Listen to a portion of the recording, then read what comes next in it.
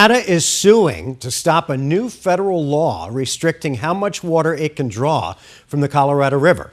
The Bureau of Reclamation plan imposes cuts on the lower basin states, which includes Arizona.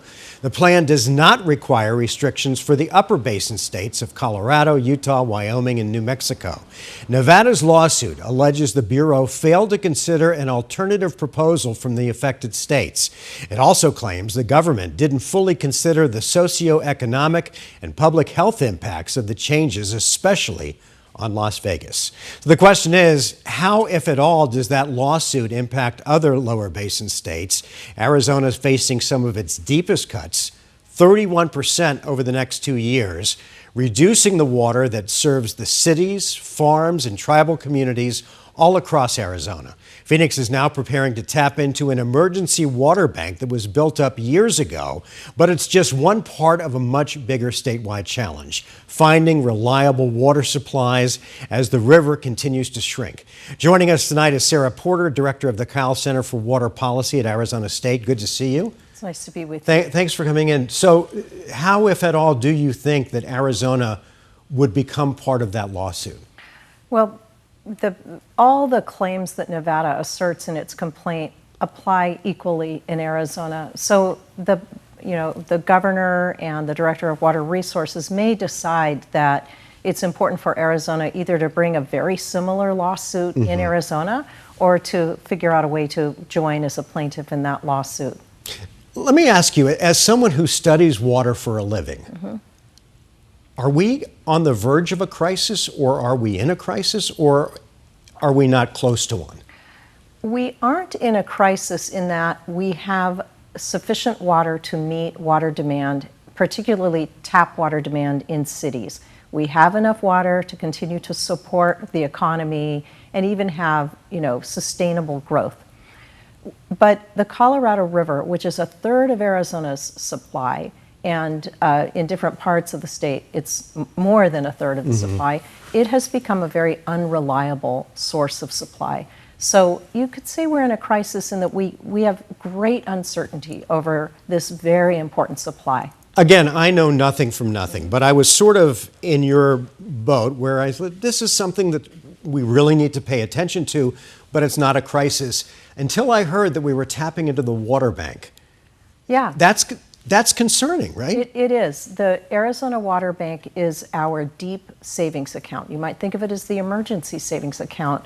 Arizona has banked away extra Colorado River water for just such a time as we might experience very deep cuts and need to backfill those cuts with this banked water. Should Arizonans heading into next winter and runoff season, should they be concerned with where we are right now? Yeah, we should be concerned, but we should focus our concerns on the right things. Most of the Colorado River water users in Arizona are people who live in cities. Their water providers typically have portfolios of water that include other water supplies than Colorado River water.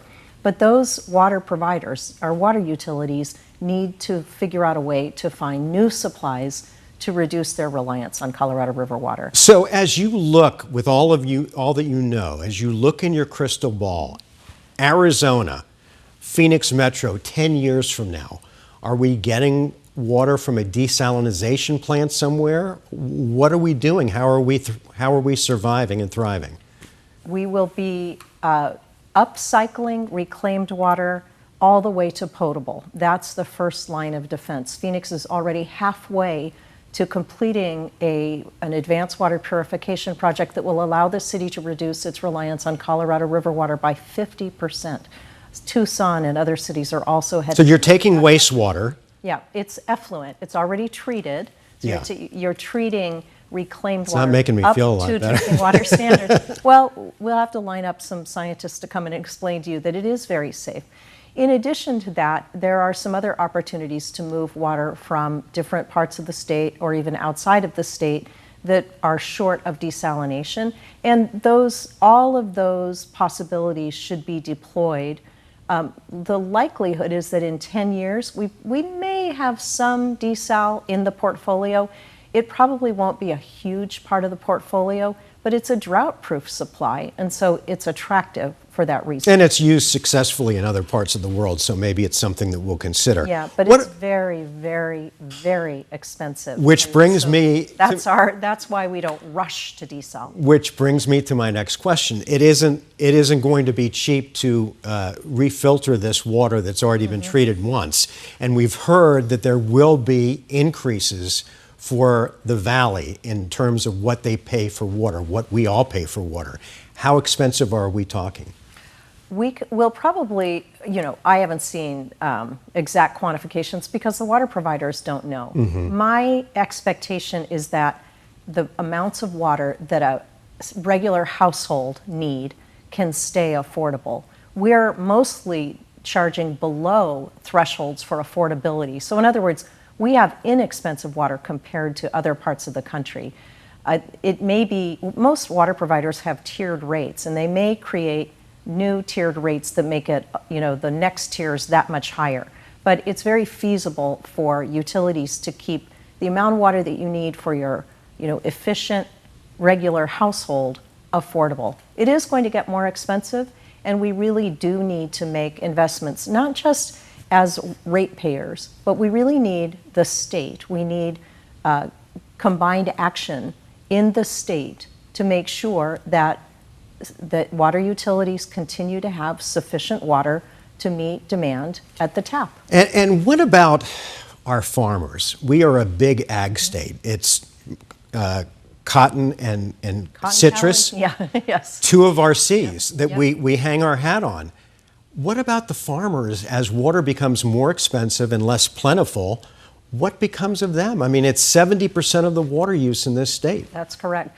Much of the farming in the state of Arizona is not using Colorado River water. Where Colorado River water is used for farming is primarily along the state's western border. Yuma County is a nationally important agriculture region. They produce almost all the lettuce and much of the winter vegetables that are eaten throughout the nation. Their water won't necessarily get more expensive. They have high priority Colorado River rights, and the fact that a city with lower priority rights has to go out and buy more expensive water doesn't necessarily impact what the Yuma farmer is paying for water. But what it does do is make potentially parting with some of that water more attractive.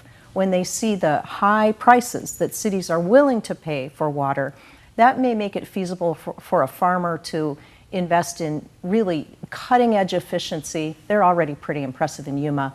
Or to retire marginal acres. There are places upstream of Yuma where there's farming that potentially could be retired with the right incentive, the right price from municipal users. So it sounds like the chicken littles like me that are running around with their hair on fire saying we're running out of water, we should just pump the brakes a little bit. We're not running out of water.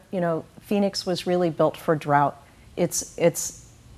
There are people who have been working on the Colorado River shortage issue for 25 years. It's come a little faster and more furiously than anyone really expected it, but the cities are prepared for this, and they're getting ready for the next phase of water in Arizona. I'd have a drink to that, but I don't have any water with me. Sarah, good to see you. Great to talk with you. Thanks you. for coming in. I appreciate your expertise.